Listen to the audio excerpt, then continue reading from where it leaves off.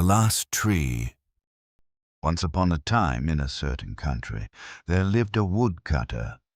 This woodcutter cut down every tree he could find and sold the wood for money. Wherever he saw a tree, he saw only profit. One day, carrying his sharp axe, he crossed a river and entered a large forest. His dream was to cut down all the trees in the forest, sell the wood, and become rich as quickly as possible.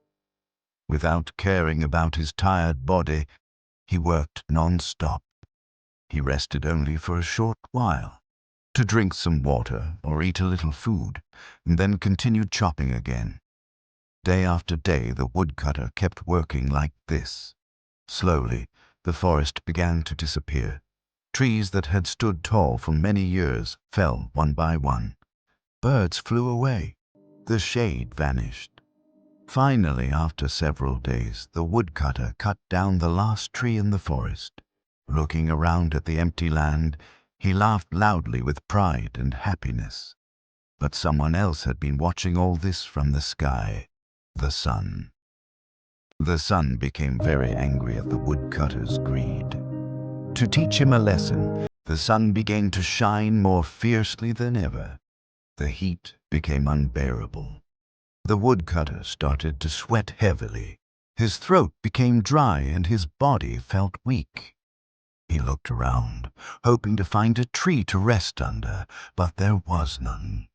There was no shade left, no cool place to hide. He had cut down every single tree with his own hands.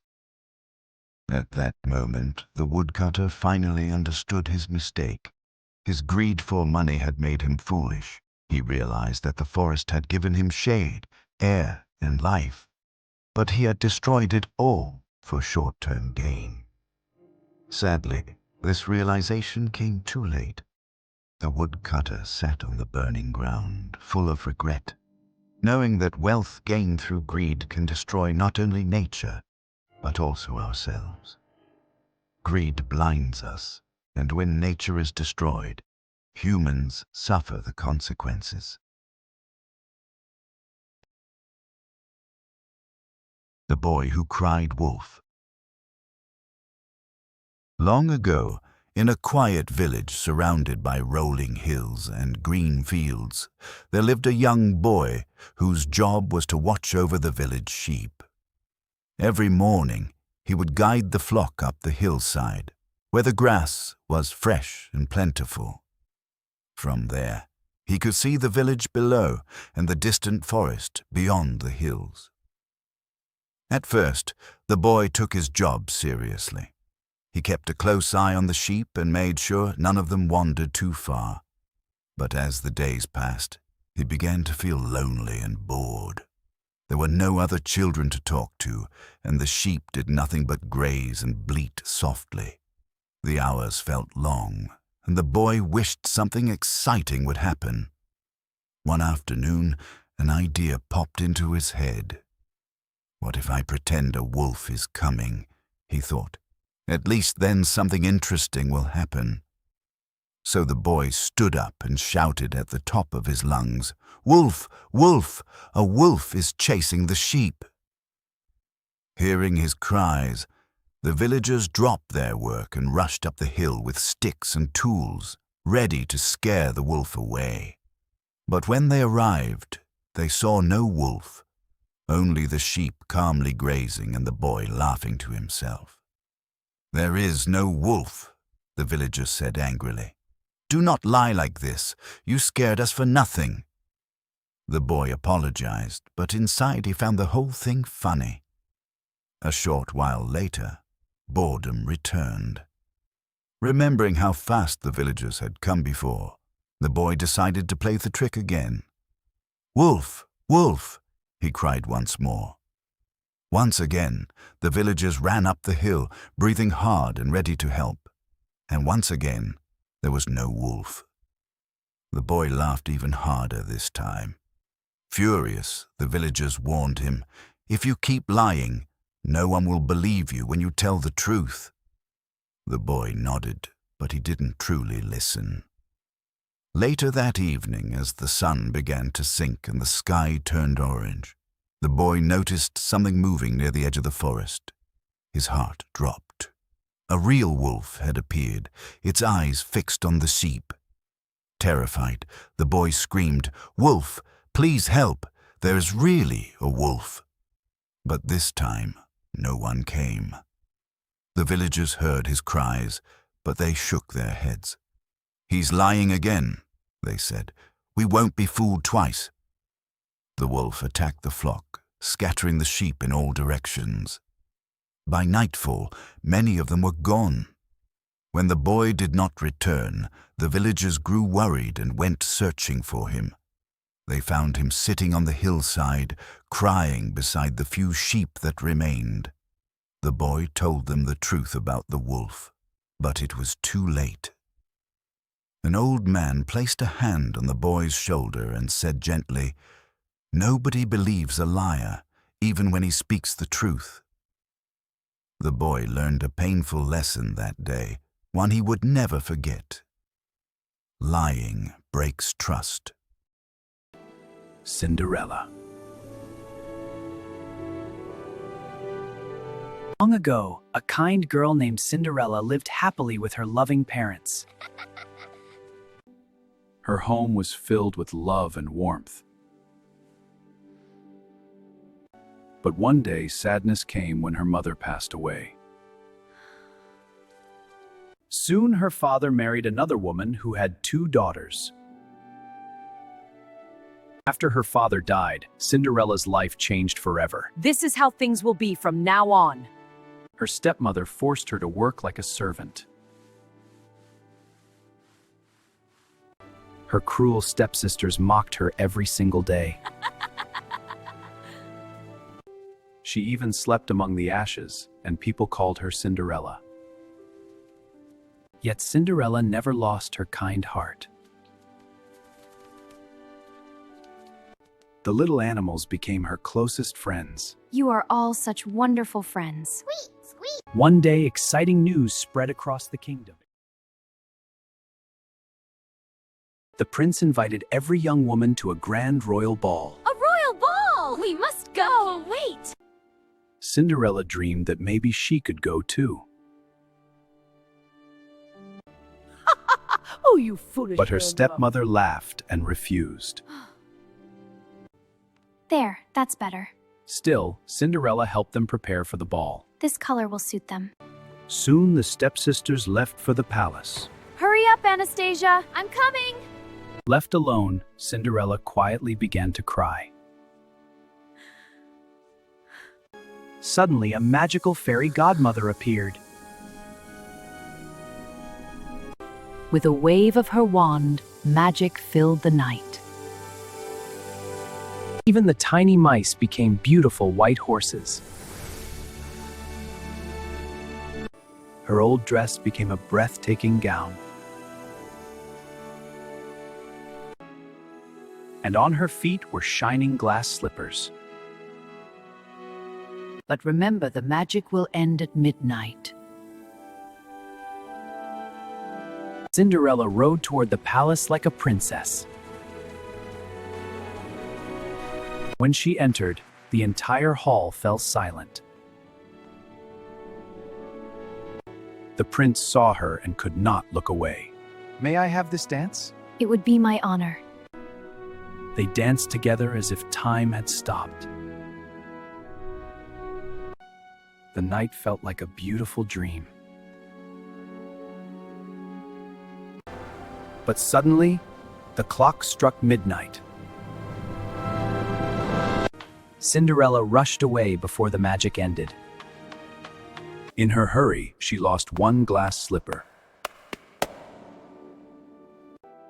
The prince promised to find the mysterious girl. "I will find you."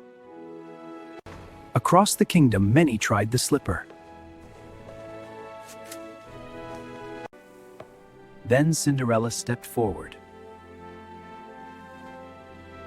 The slipper fit perfectly, and Cinderella finally found her happily ever after.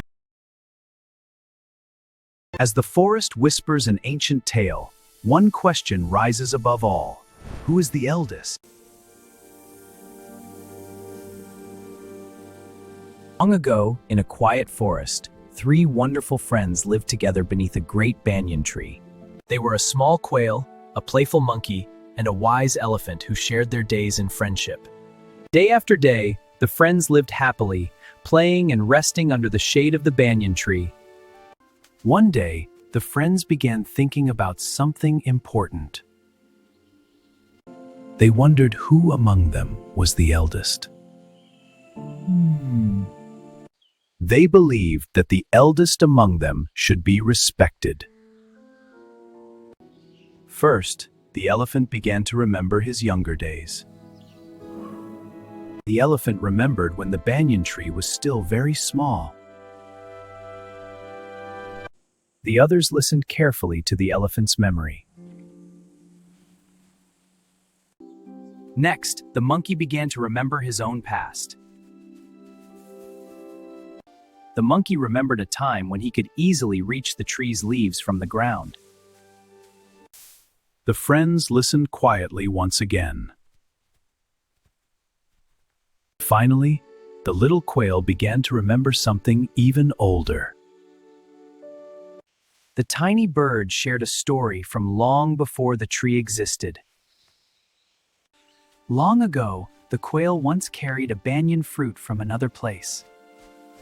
From that fruit, a tiny seed fell onto the earth. That small seed slowly began its journey. With time and sunlight, the little seed began to grow. The small plant slowly became a young tree.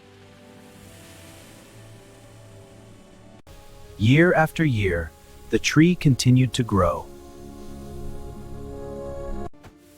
At last, the tree became the great banyan they now shared. The friends finally understood the truth. They realized the little quail was the eldest among them. From that moment on, they honored the wisdom of their elder friend. With respect and kindness, their friendship became even stronger. They continued living together, helping one another every day. Peace and harmony filled their lives beneath the great tree. The forest became a place of friendship and respect. Together, they showed that wisdom can come from the smallest friend. And so, the friends lived happily ever after, remembering always to respect their elders.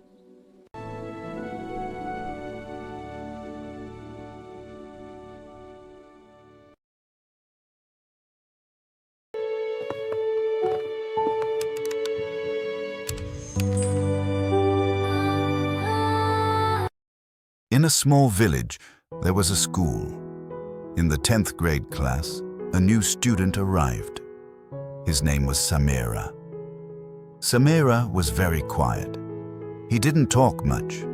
The other students thought he was strange. Some of them even made fun of him. One day, their teacher came into the class and said, "Today, we are going to have a different kind of lesson." She took a light bulb and placed it in the middle of the classroom. "What is this?" she asked. All the students replied, "It's a light bulb." Then she turned off the lights. The classroom became completely dark. "And now?" she asked. One student laughed and said, "Now it's darkness, miss." The teacher then said, "Who would like to come and light this bulb?" Everyone went silent. No one moved. Then, slowly, Samira stood up. He walked through the darkness, reached the bulb, and turned it on. In an instant, the whole classroom was filled with light. The teacher smiled and said, "This is today's lesson." The students looked confused. She continued, "All of you knew what a light bulb is. But when it was time to remove the darkness, who actually did something?" The classroom became silent. She looked at Samira and said, someone like Samira. From that day on, the students saw him differently. They realized that even though he didn't speak much, he was someone who took action.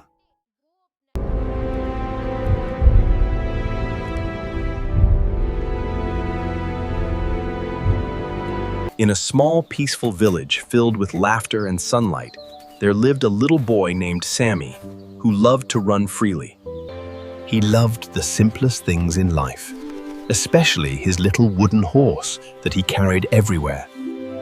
Every evening, his family would gather together in their small home, sharing warmth, stories, and love. His mother's gentle touch and his father's quiet strength made him feel safe and happy. But one day, the peaceful sky turned dark, and everything began to change in a way no one expected. Loud sounds filled the air as people ran in fear, and Sami stood there, not understanding what was happening. He didn't understand the word war, but he could feel the fear in his mother's trembling arms. And for the first time, his father's face no longer carried a smile. That night, they left their home behind and walked into the darkness, guided only by hope. Sami held onto his wooden horse tightly, as if it was the only thing keeping him brave. But in the sudden chaos and noise, everything became confusing and uncontrollable. And in just a moment, Sami was alone, separated from the people he loved the most. The next morning, the village that once echoed with laughter had fallen into silence. On the ground, near a broken wall, lay his small wooden horse, alone. Days later, his mother returned, searching and calling his name with fading hope. But all she found was the toy, and a silence too heavy to carry. War does not just destroy homes, it steals the laughter of children. No victory is ever worth the tears of a child, so the world must choose peace.